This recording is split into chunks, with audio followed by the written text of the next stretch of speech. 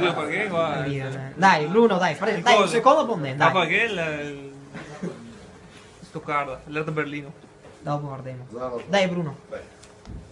Cosa hai votato? Mi guarda trucco dopo trucco per vedere che mi manda che fa il culo. Dai. Come stavo dicendo? Ma non me ne va perché dopo lui l'ha filmato. Non sono io a filmare. No, filma,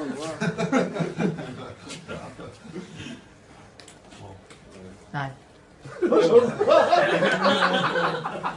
Racconti a te che devo votare. No, io non so contare. Allora, va bene, dai, noi siamo le tre disoccupate della zona qua che lavorano in trova. E si mette a quel che dà sempre da circolare, no? Dopo che ti manda a far culo. Avanti.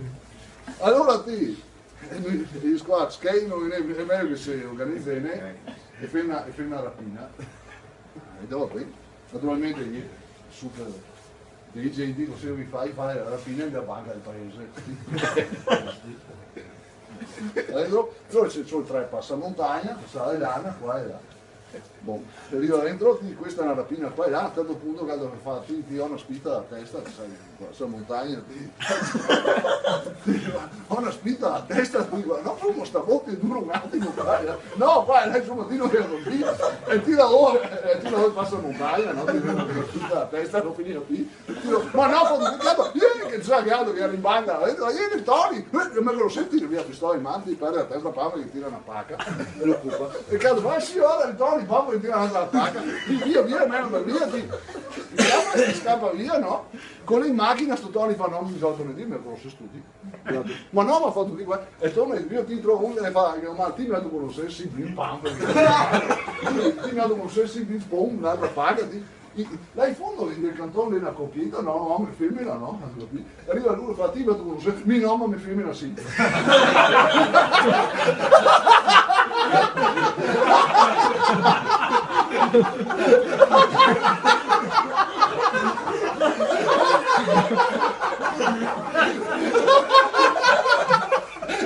No, ma mi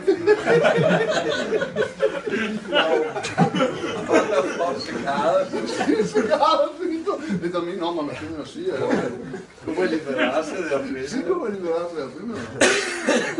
Sì, dai, non te puoi, no.